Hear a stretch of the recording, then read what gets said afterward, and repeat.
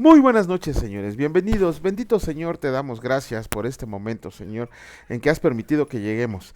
Te agradecemos, Señor, porque podemos regocijarnos con la lectura de tu palabra en este tiempo, porque sabemos que nos muestras tu verdad absoluta por medio de lo que inspiraste por el Espíritu Santo. Te agradecemos, Señor, porque nos muestras la verdad cada día y cada día aprendemos un poco de ti conforme vamos avanzando en la lectura.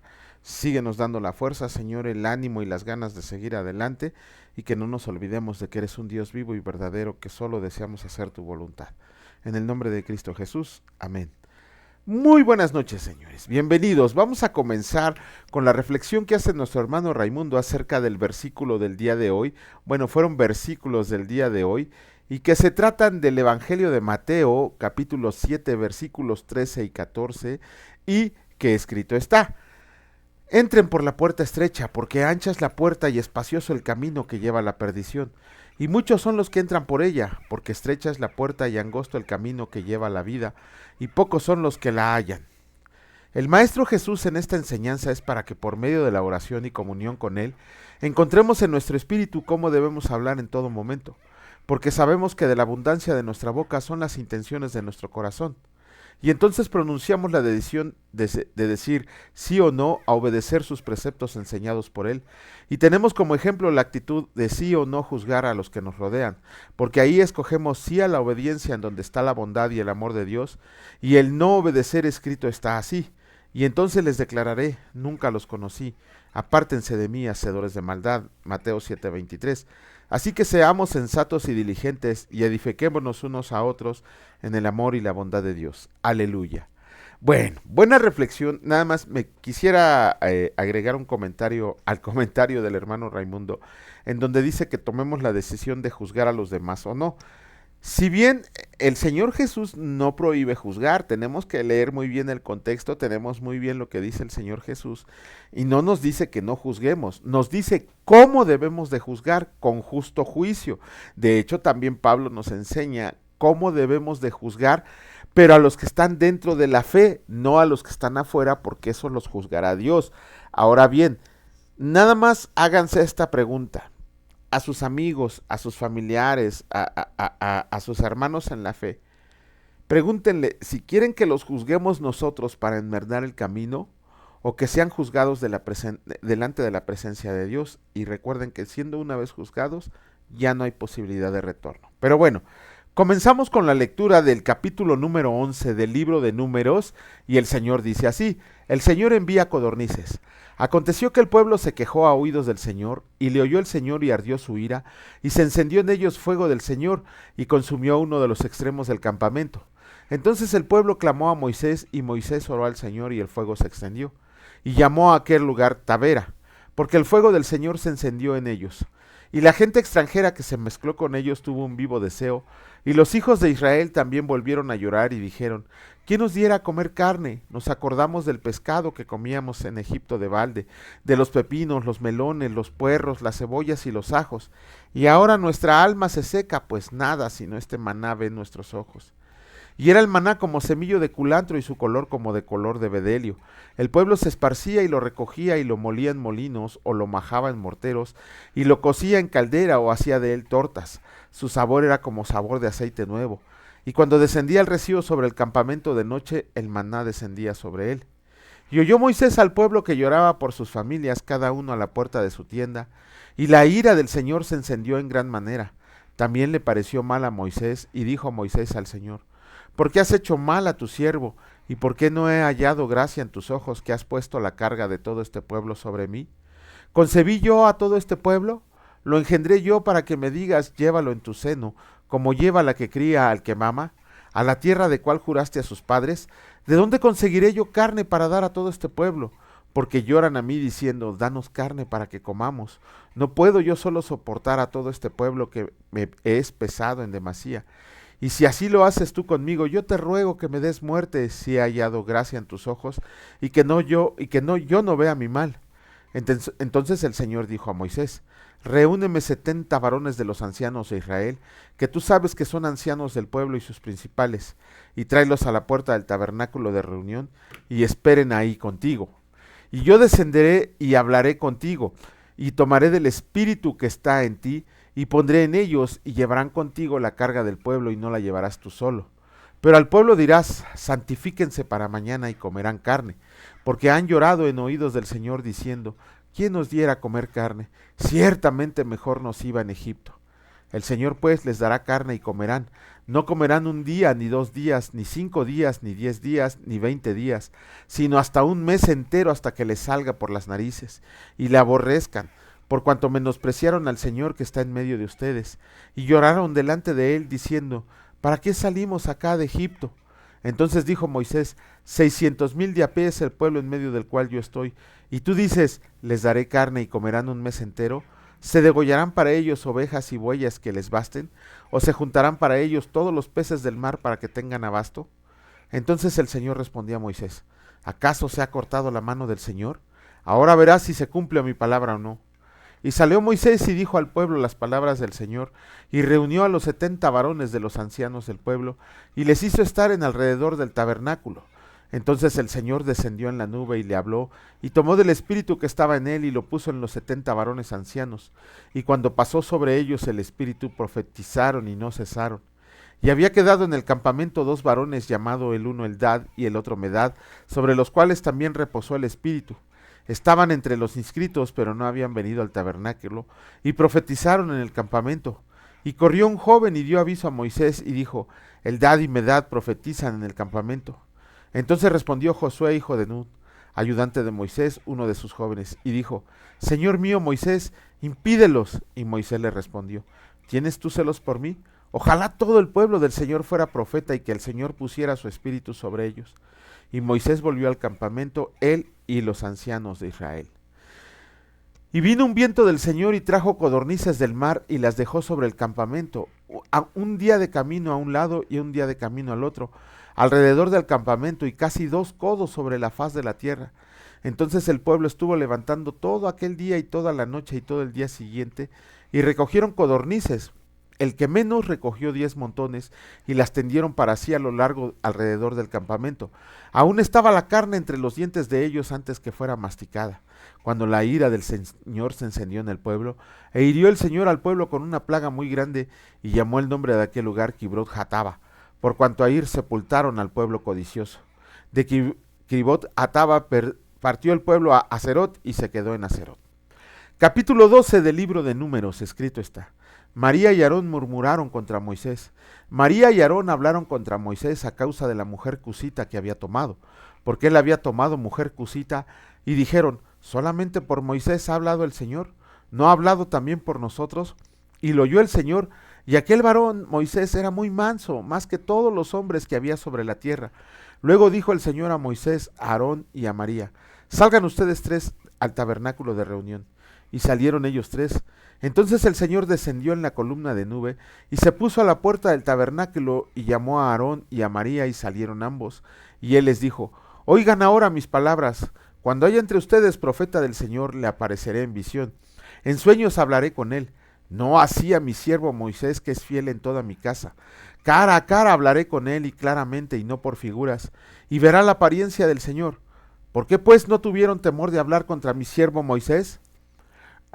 Entonces la ira del Señor se encendió contra ellos y se fue, y la nube se apartó del tabernáculo. Y he aquí que María estaba leprosa como la nieve, y miró a Aarón y a María, y he aquí que estaba leprosa. Y dijo Aarón a Moisés, Señor mío, no me pongas ahora sobre nosotros este pecado, porque locamente hemos actuado y hemos pecado. No quede ella ahora como el que nace muerto, que al salir del vientre de su madre tiene ya medio consumida su carne. Entonces Moisés clamó al Señor diciendo, te ruego, oh Dios, que la sanes ahora. Respondió el Señor a Moisés, pues si su padre hubiera escupido en su rostro, ¿no se avergonzaría por 7 días? Sea echada fuera del campamento por 7 días y después volverá a la congregación. Así María fue echada del campamento 7 días, y el pueblo no pasó adelante hasta que se reunió María con ellos. Después el pueblo partió de Haserot y acamparon en el desierto de Parán. Capítulo 13 del libro de Números. El Señor dice así: misión de los 2 espías. Y el Señor habló a Moisés diciendo: envía tú hombres que reconozcan la tierra de Canaán, la cual yo les doy a los hijos de Israel. De cada tribu de sus padres enviarán un varón, cada uno príncipe entre ellos, Y Moisés los envió desde el desierto de Parán, conforme a la palabra del Señor.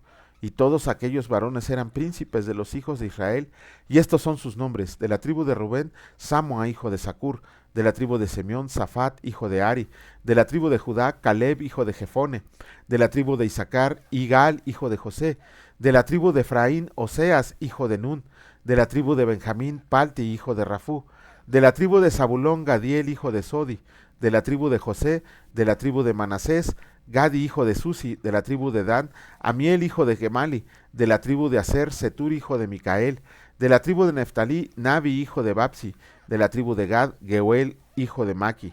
Estos son los nombres de los varones que Moisés envió a reconocer la tierra, y a Oseas, hijo de Nun, le puso Moisés el nombre de Josué. Los envió pues Moisés a reconocer la tierra de Canaán, diciéndoles: suban de aquí al Negev y suban al monte y observen la tierra como es, y el pueblo que la habita, si es fuerte o débil, o si poco o numeroso. ¿Cómo es la tierra habitada, si es buena o mala? ¿Y cómo son las ciudades habitadas, si son campamentos o plazas fortificadas?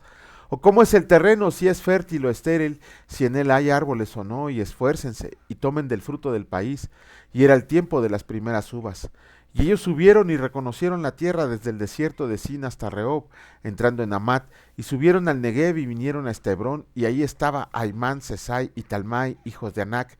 Hebrón fue edificada 7 años antes de Zoán en Egipto, y llegaron hasta el arroyo de Escol, y de ahí cortaron un sarmiento con un racimo de uvas, el cual trajeron 2 en un palo, y de los granadas y de los higos. Y se llamó aquel lugar el valle de Escol, por el racimo que cortaron de ahí los hijos de Israel. Y volvieron de reconocer la tierra a fin de 40 días, y anduvieron y vinieron Moisés a Aarón y a toda la congregación de los hijos de Israel en el desierto de Parán, en Cades, y dieron la información a ellos y a toda la congregación, y les mostraron el fruto de la tierra, y les contaron diciendo: nosotros llegamos a la tierra a la cual nos enviaste, la que ciertamente fluye leche y miel, y este es el fruto de ella. Mas el pueblo que habita aquella tierra es fuerte, y las ciudades muy grandes y fortificadas. Y también vimos ahí a los hijos de Anac. Amalec habita el Nebec, y el Eteo, el Jebuseo y el Amorreo habitan en el monte, y el Cananeo habita junto al mar y a la ribera del Jordán. Entonces Caleb hizo callar al pueblo delante de Moisés, y dijo: subamos luego y tomemos posesión de ella, porque más podemos nosotros que ellos. Mas los varones que subieron con él dijeron: no podemos subir contra aquel pueblo, porque es más fuerte que nosotros. Y hablaron mal entre los hijos de Israel de la tierra que habían reconocido, diciendo: la tierra por donde pasamos para reconocerla es tierra que traga a sus moradores, y todo el pueblo que vimos en medio y todo el pueblo que vimos en medio de ella son hombres de grande estatura. También vimos ahí gigantes, hijos de Anac, raza de los gigantes, y éramos nosotros de nuestro parecer como langostas, y así les parecíamos a ellos. Bueno, con eso terminamos la lectura de los capítulos de Éxodo, de Números. En el número 11 vemos, miren, lo malo de juntarnos con personas que no comparten nuestra fe, que no son cristianas, no digo que no podamos tener amigos, nada más hay que tener mucho cuidado con las amistades que elegimos. El pueblo de Israel, cuando salió de Egipto, permitió que lo acompañaran algunos extranjeros y otras personas, inclusive a lo mejor había egipcios ahí. Pero estos tipos, como no creían en el Señor, como no obedecían al Señor, empezaron a alborotar al pueblo de Israel diciéndoles que no tenían más que el maná, un alimento enviado del cielo, y que querían carne. Y eso fue la consecuencia de que el pueblo de Israel se rebelara y empezara a clamarle a Dios y a Moisés para que les diera carne. Moisés se sintió tan apesumbrado, tan agobiado por la carga que había puesto el Señor en él acerca que él te tenía que cuidar de todo el pueblo, aun y cuando ya Jetro su suegro le había dicho que pusiera jueces y Moisés lo había hecho. Aún así, la carga que sentía Moisés era muy pesada. Tan es así que el Señor le dijo que le apartara 70 varones para que pudieran ayudarle, ay Dios mío, con las cargas espirituales que tenía todo el pueblo de Israel.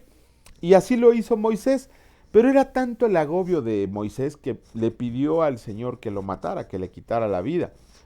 Nosotros también muchas veces estamos tan agobiados, tan apesumbrados, tan tristes, y que no podemos mostrarlo, sobre todo los varones, no podemos mostrar el peso que cargamos, porque somos cabeza de familia y no podemos apesumbrar a la familia.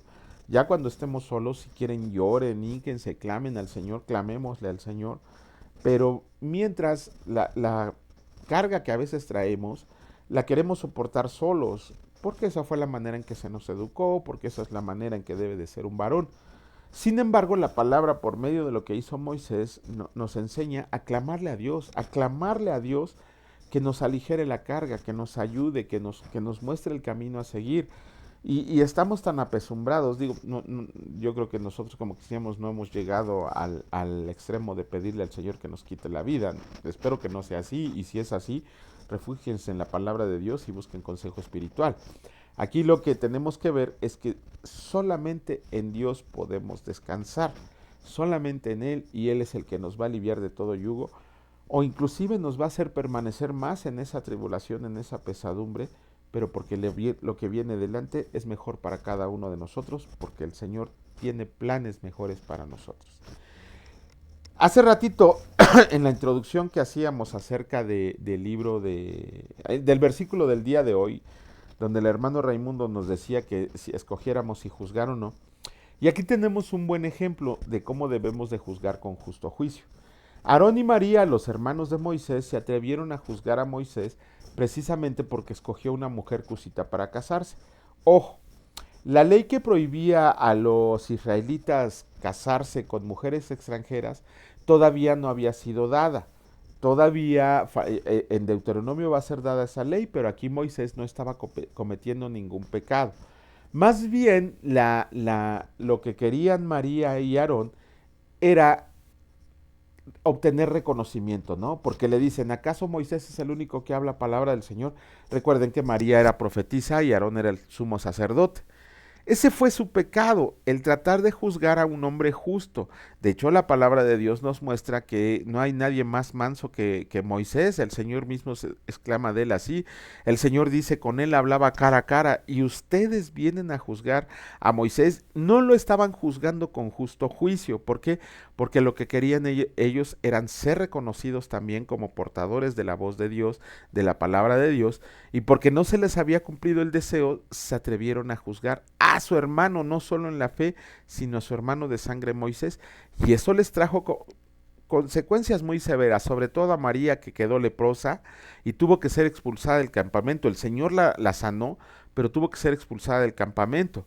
Aarón se salvó. Bueno, ¿por qué creen que a Aarón no le dio lepra como se la dio a María? ¿Por qué Aarón no tuvo ninguna de esa enfermedad? Por el cargo que ostentaba. Recuerden que él era sumo sacerdote, y si se le hubiera contraído la lepra, Aarón ya no hubiera podido ejercer el ministerio de sacerdote, y sus hijos todavía no estaban preparados. Aquí lo que tenemos que ver nosotros es que si vamos a levantar un juicio en contra de algún hermano en la fe, aguas, tenemos que tener mucho cuidado porque estamos haciendo ese juicio.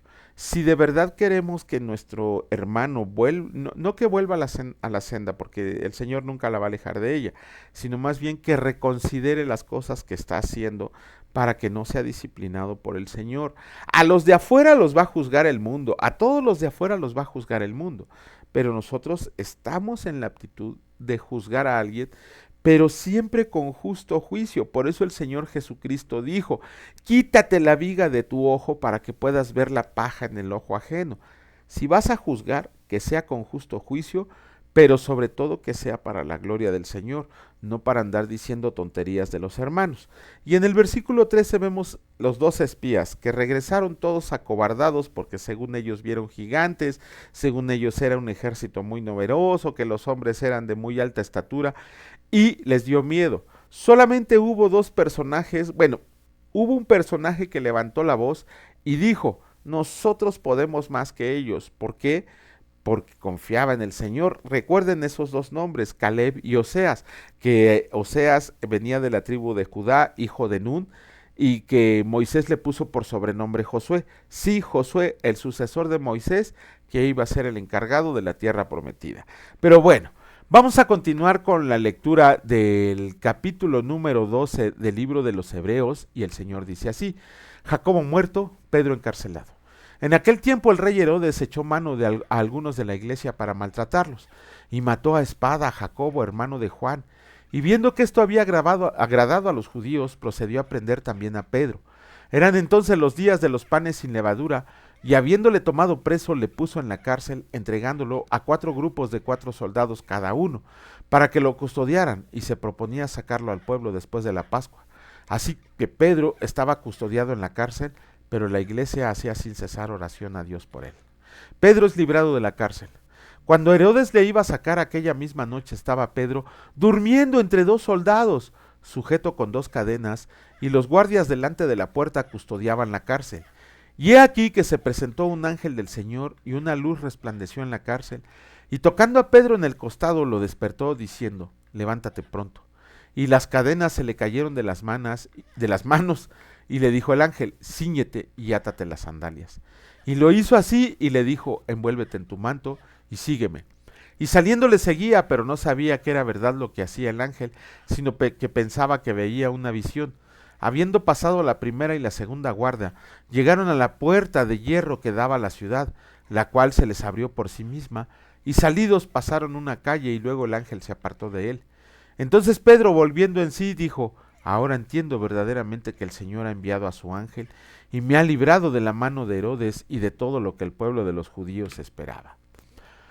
Y habiendo considerado esto, llegó a casa de María, la madre de Juan, el que tenía por sobrenombre Marcos, donde muchos estaban reunidos orando. Cuando llamó Pedro a la puerta del patio, salió a escuchar una muchacha llamada Rode, la cual reconoció la voz de Pedro. De gozo no abrió la puerta, sino que corriendo adentro dio la nueva de que Pedro estaba a la puerta. Y ellos le dijeron: estás loca.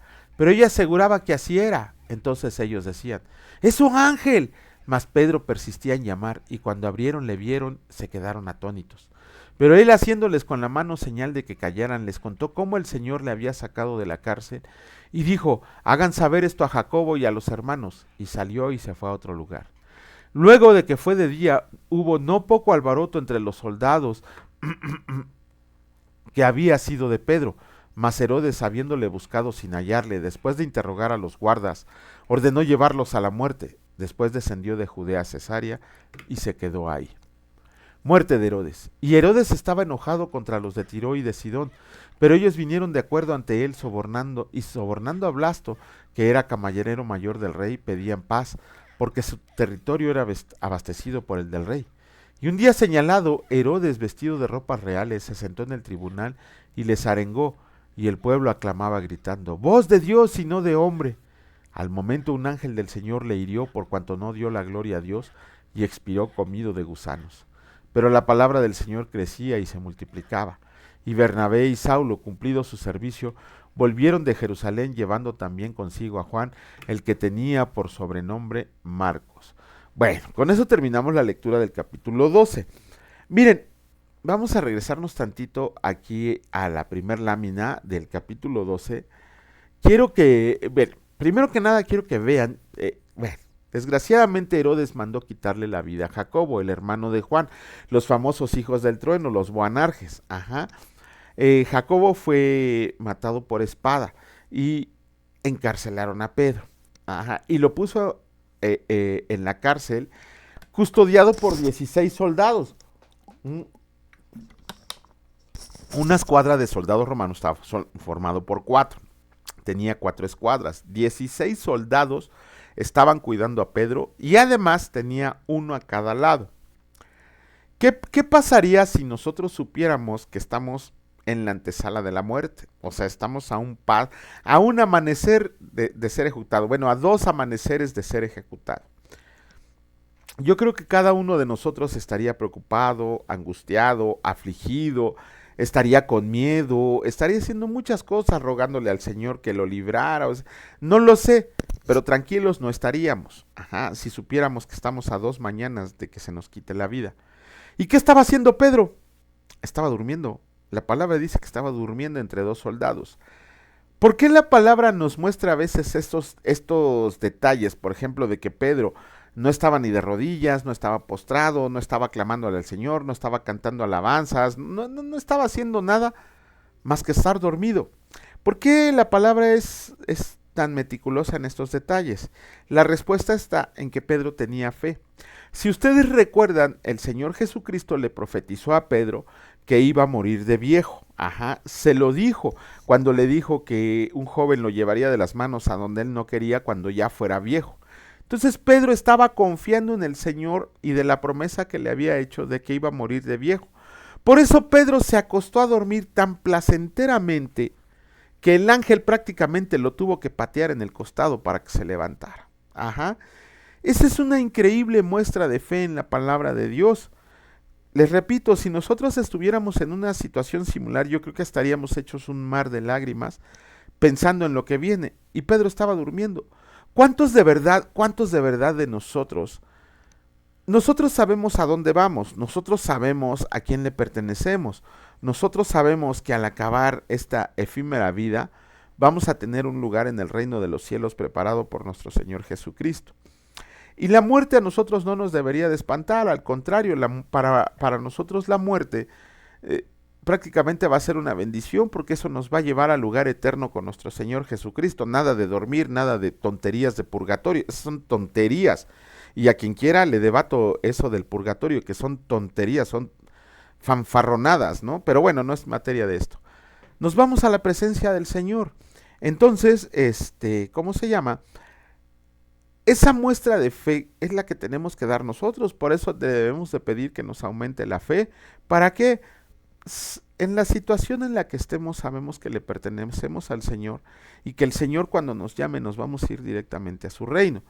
Si bien es un mundo caído, si bien tenemos aflicción, tenemos que aprender del ejemplo de Pedro. Estaba dormido placenteramente Pedro, ¿por qué? Porque confiaba en las palabras del Señor. Y si el Señor nos dice que partiendo de este cuerpo vamos a estar en su presencia, yo creo que hasta a veces deberíamos anhelar, cumpliendo su voluntad y cumpliendo su propósito, estar con Él en la eternidad. Pero realmente yo creo que ninguno de nosotros estaría en esa situación, en una situación por la que pasó Pedro. Pero bueno, con esto terminamos la lectura del día de hoy. Bendito Dios y Padre Todopoderoso, te agradecemos, Señor, porque nos muestras que la fe es lo que nos mueve, Señor, que la fe es por el oír y el oír la palabra de Dios, que la fe que hemos depositada en ti es razonada, Señor, porque sabemos que eres un Dios vivo y verdadero. Sabemos que nuestra fe no es vana porque tú resucitaste al tercer día y estás a la espera de cada uno de nosotros. Sabemos, Señor, que la fe mueve montañas. Si nuestra fe fuera como un grano de mostaza, haríamos cosas increíbles. Por eso hoy te pedimos, Señor, que aumentes nuestra fe, que nos aumentes nuestro conocimiento de ti, que las tribulaciones por las que estamos pasando, Señor, sean más que un momento pasajero, para que salir victoriosos acerca de lo que tú has pretendido enseñarnos, mostrarnos y el lugar a donde vamos. Te agradecemos, Señor, porque cada día estás con nosotros bendiciéndonos y llenándonos de tu amor, proveyendo nuestro hogar y nuestra mesa, Señor. Gracias, gracias de verdad te damos en el precioso nombre de mi Señor y Salvador Cristo Jesús. Benditos sean por siempre y para siempre. Amén. Que Dios les bendiga, señores, y si Dios lo permite, nos vemos el día de mañana. Cuídense mucho. Hasta luego.